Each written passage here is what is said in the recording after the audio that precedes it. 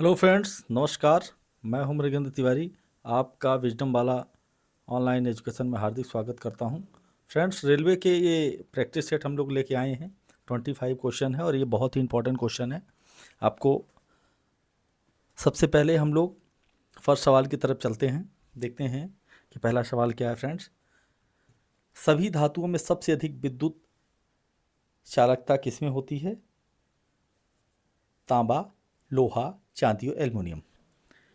चालकता की बात करते हैं बच्चों, तो यदि धातुओं की बात करते हैं तो धातुएं विद्युत और ताप की सुचालक होती हैं। विद्युत और ताप की सुचालक होती हैं। धातुओं में तन्यता और आघातवर्धनीयता दोनों का गुण होता है। तो यहाँ पे सबसे ज़्यादा यदि कोई धातु चालकता में है तो चांदी है। और तन्यता की बात करते हैं, मतलब खींच के वायर बनाए जा सके, तो 1 ग्राम सोने से हम लोग 1 किलोमीटर तक वायर बना सकते हैं। तो सबसे ज़्यादा विद्युत की चालकता वाली धातु चांदी है। नेक्स्ट ऑप्शन की तरफ चलते हैं। नया राइट आंसर है आपके पास चांदी। पृथ्वी पर सबसे अधिक मात्रा में पाई जाने वाली धातु कौन सी है? पृथ्वी में सबसे ज़्यादा मात्रा में पाई जाने वाली धातु एल्यूमिनियम है। तो राइट आंसर आपके पास बी होगा बच्चों। नेक्स्ट सवाल की तरफ चलते हैं हम लोग। अगला सवाल है आपके पास में, मानव शरीर में लाल रक्त कणिकाएं, उनका जीवन काल कितने दिन का होता है? आरबीसी का जीवन काल कितने दिन का होता है? पहला आपके पास में ऑप्शन है 120, 160, 90 और 150।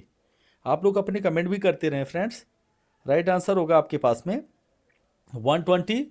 आरबीसी का जीवन काल 120 होता है और डब्ल्यूबीसी का जीवन काल 3 से 5 दिन होता है। डब्ल्यूबीसी का कार्यकाल जो कार्य होता है वो हमारी रोग प्रतिरोधक क्षमता को बढ़ाने के लिए होता है। और आरबीसी जो है वो ऑक्सीजन के प्रवाह में उपयोगी होता है। नेक्स्ट सवाल की तरफ चलते हैं हम लोग। वायुमंडल में ऑक्सीजन की मात्रा कितनी होती है? यदि वायुमंडल की बात करते हैं, टोटल 100% गैसों की बात करें, तो 78% आपके पास नाइट्रोजन है, 21% ऑक्सीजन है, 1% में वायुमंडल की सारी गैसें हैं, जिसमें से तीसरे नंबर का जो परसेंटेज है वो आर्गन, जो तीसरे नंबर की सबसे ज़्यादा हमारी प्रकृति में पाई जाने वाली गैस है। तो राइट आंसर आपके पास 21% ऑक्सीजन। नेक्स्ट सवाल चलते हैं। डायनामाइट का आविष्कारक कौन से थे? डायनामाइट का आविष्कार किसने किया? यदि हम डायनामाइट की बात करते हैं बच्चों, तो डायनामाइट के आविष्कारक, पहला ऑप्शन आपके पास आइजैक न्यूटन, दूसरा है अल्फ्रेड नोबल और अलेक्जेंडर वेल। तो आप लोग अपने कमेंट भी करते रहें कि कौन है। राइट आंसर होगा इसमें अल्फ्रेड नोबल। देखिए, अल्फ्रेड नोबल उन्होंने खोज किया था 1866 में। आप लोग नोट भी करते रहें। सिर्फ यहाँ पे 1 2 3 करने के लिए नहीं आए हैं, आप लोग राइट आंसर करना है और उसके बीच में हमें कुछ सीखना भी है। तो डायनामाइट ये स्वीडिश जो थे अल्फ्रेड नोबल जी, जिन्होंने 1866 में डायनामाइट की खोज की थी और 87 में इन्हें उन्होंने पेटेंट कराया था।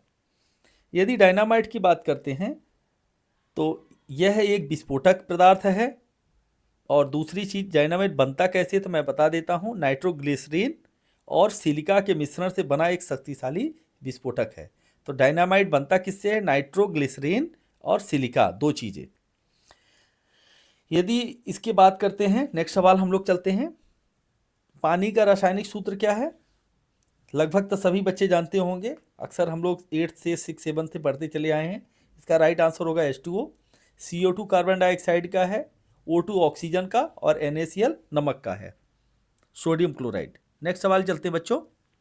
सौरमंडल में सबसे बड़ा ग्रह कौन सा है? यदि हम ग्रहों की बात करने क्रम की बात करते हैं, तो सौरमंडल में प्रथम स्थान पर बुध है, दूसरे पर आपके पास शुक्र, तीसरे में पृथ्वी, चौथे नंबर पर मंगल है, फिर बृहस्पति, शनि, अरुण, वरुण और इसके बाद प्लूटो। लेकिन प्लूटो को ग्रह नहीं माना गया है। तो कुल मिला के आपके पास ग्रह हो गए। दिन में से सौरमंडल में सबसे बड़ा ग्रह बृहस्पति है।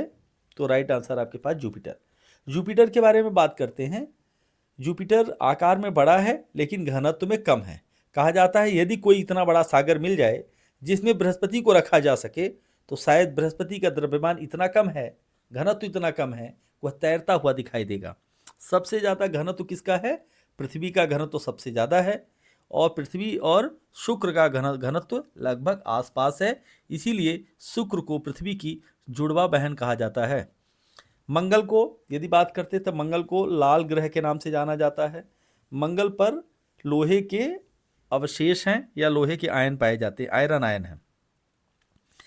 मानव शरीर में सबसे बड़ा अंग कौन सा है? दिल, त्वचा, यकृत और मस्तिष्क। बच्चों, हम मानव शरीर में सबसे बड़े अंग की बात करते हैं, तो सबसे बड़ा अंग यदि कोई है, आप लोग अपने कमेंट भी करते रहें, राइट आंसर होगा आपके पास त्वचा। त्वचा हमारे पूरे बॉडी की यदि बात करते हैं तो लगभग तर यह 16 से 20% के बीच में है। त्वचा का पूरे वजन का 16 से 20% है। यह शरीर का सबसे बड़ा अंग है। कार्य क्या करता है बच्चों? हमारी बाहरी खतरों से बचाता है, चोट से बचाता है हमें, और गर्मी, ठंडी, बारिश, इन सारी चीज़ों से हमें बचाता है। तो राइट आंसर होगा आपके पास में त्वचा। कौन सी गैस जलने में सहायक है? नाइट्रोजन, ऑक्सीजन, हाइड्रोजन और कार्बन डाइऑक्साइड। राइट आंसर होगा आपके पास, कमेंट करिए। राइट आंसर है ऑक्सीजन। ऑक्सीजन किसी भी पदार्थ या किसी भी ईंधन को जलने में सहायक है। ऑक्सीजन के बिना नहीं जल सकता है। तो राइट आंसर है ऑक्सीजन। नेक्स्ट सवाल करते हैं, डीएनए की खोज किसने की थी? अपने कमेंट भी करते रहें। डीएनए की खोज जेम्स वाटसन और फ्रांसिस क्रिक ने की थी। राइट आंसर ए होगा। राइट आंसर बच्चों जेम्स वाटसन और फ्रांसिस क्रिक। शेयर भी करते रहें आप लोग। मानव शरीर में कुल कितनी हड्डियां होती हैं? 200, 206, 210 और 180।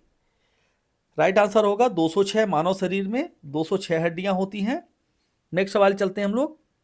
निम्न में से कौन सा विटामिन पानी में घुलनशील है? पानी में घुलनशील एडेक, ADE, ये सभी वसा में घुलनशील विटामिन है। तो आपको ADE, तो बचा हुआ आपके पास सी है। बी और सी दोनों घुलनशील है पानी में, और एडेक जो है वो वसा में घुलनशील विटामिन है।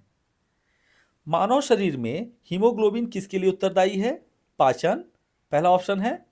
ऑक्सीजन परिवहन के लिए, रोग प्रतिरोधकता के लिए, मांसपेशियों में वृद्धि के लिए। तो राइट आंसर होगा बच्चों, यदि बात करते हैं तो हीमोग्लोबिन का काम है ऑक्सीजन परिवहन के लिए कार्य करता है। नेक्स्ट ऑप्शन राइट आंसर क्या होगा? बी। निम्न में से कौन सा तत्व नॉन मेटल है? सिलिकॉन, सल्फर, सोडियम और मैग्नीशियम। राइट आंसर होगा सल्फर। सल्फर या गंधक यह है मानव शरीर में नॉन मेटल का कार्य करता है।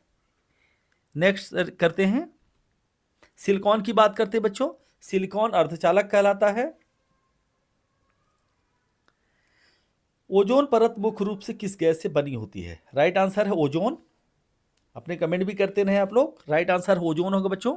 नेक्स्ट सवाल करते हैं, निम्न में से कौन सा अम्ल कार बैटरी में उपयोग किया जाता है? हाइड्रोक्लोरिक, HCl हमारे आंतों में, हमारे यकृत में है। Sulphuric acid, nitric acid, acetic acid अम्ल। तो राइट आंसर होगा H2SO4 का तन जो विलयन होता है वो बैटरियों में उपयोग किया जाता है। राइट आंसर होगा बी। नेक्स्ट सवाल की तरफ चलते हैं, कौन सा ग्रह अपनी धुरी पर सबसे तेजी से घूमता है? सबसे तेजी में घूमने वाला ग्रह, पहला ऑप्शन है आपके पास मंगल, शनि, बृहस्पति और बुध। राइट आंसर होगा बच्चों बृहस्पति सबसे तेजी से घूमने वाला है। बृहस्पति अपने धुरी पर 10 घंटे में अपना पूरा कंप्लीट चक्कर लगा लेता है। तो राइट आंसर होगा क्या है बच्चों? 10 घंटे में पूरा चक्कर एक लगाता है बृहस्पति। और पृथ्वी कितने घंटे में करती है? 24 घंटे में। और यहीं पर हम बात करते हैं बुध की बात करते हैं, तो बुध सूर्य को का एक पूरा चक्कर 88 दिन में कंप्लीट कर पाता है। नेक्स्ट करते हैं, अगला सवाल है, रेडियोधर्मिता की खोज किसने की थी? Madam Curie, Rutherford, Bohr and Newton. Right answer होगा मैडम क्यूरी ने रेडियोधर्मिता की खोज की थी। राइट आंसर है मैडम क्यूरी। मैडम क्यूरी को अवार्ड मिला 2 बार। एक उन्हें केमिस्ट्री में मिला और दूसरा भौतिकी में मिला। पाचन क्रिया में कौन सा एंजाइम कार्बोहाइड्रेट को तोड़ाता है? यदि पाचन की बात करते हैं तो हमारे शरीर में पाचन, जब भी कोई हम भोजन ग्रहण करते हैं तो मुख से ही उसका पाचन शुरू हो जाता है। कार्बोहाइड्रेट का पाचन मुख से शुरू होता है, जो लार है वहाँ से प्रारंभ हो जाता है। तो यहाँ पे एमाइलेज जो है पाचन क्रिया में एंजाइम जो कार्बोहाइड्रेट को तोड़ता है। तो राइट आंसर आपके पास में बी होगा। कंप्यूटर में CPU का पूरा नाम बच्चे को पता है, क्योंकि आजकल फर्स्ट सेकंड क्लास से चालू हो गया है। CPU centre processing unit. तो राइट आंसर होगा बच्चों ए ऑप्शन है, सेंटर प्रोसेसिंग यूनिट। नेक्स्ट सवाल चलते हैं हम लोग। कौन सा ग्रह उल्टी दिशा में घूमता है? कौन सा ग्रह उल्टी दिशा में घूमता है? दो ग्रह उल्टी दिशा में घूमते हैं, पहला है शुक्र और दूसरा यूरेनस। ये दोनों उल्टी दिशा में घूमने वाले ग्रह हैं। बायोलॉजी में डीएनए का पूरा नाम, बायोलॉजी में डीएनए का पूरा नाम है deoxyribose nucleic acid. Right answer होगा ए। आप लोग कमेंट करते रहिए और लिखते भी रहिए। रक्तचाप नापने वाला यंत्र, देखिए बात करते हैं पहले बैरोमीटर। बैरोमीटर दाब को नापता है, वायु दाब को नापने का काम करता है। हाइड्रोमीटर आर्द्रता की बात करता है। पायरोमीटर अत्यधिक टेम्परेचर जैसे सूर्य या 4000 2000 ऐसे टेम्परेचर नापने के लिए पायरोमीटर का उपयोग किया जाता है। और स्पेक्ट्रोमीटर का उपयोग रक्तचाप नापने में किया जाता है। तो राइट आंसर आपके पास में सी होगा मेरे फ्रेंड्स। नया देखते हैं, मानव शरीर में हड्डियों को जोड़ने वाले ऊतक क्या कहलाते हैं? तो पहला ऑप्शन आपके पास में लिगामेंट, टेंडन, कार्टिलेज और मसल। तो राइट आंसर होगा यहाँ पे, देखते रहते हैं कौन आगे दे रहा है। बहुत अच्छा। तो राइट आंसर होगा आपके पास में लिगामेंट।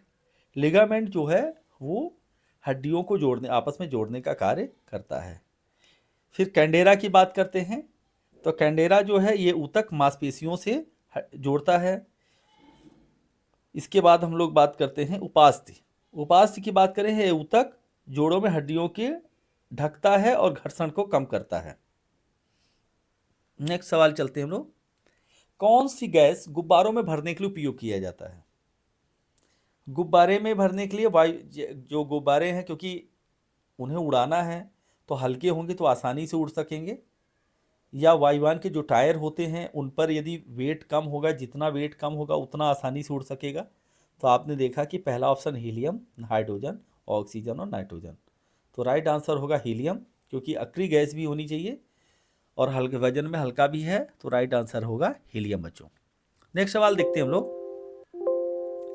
थैंक यू, धन्यवाद। जय हिंद, जय भारत। आप लोग इस चैनल को सब्सक्राइब भी करते रहें, शेयर कर दें फ्रेंड्स, ताकि हमारा मनोबल और भी बढ़ता रहे।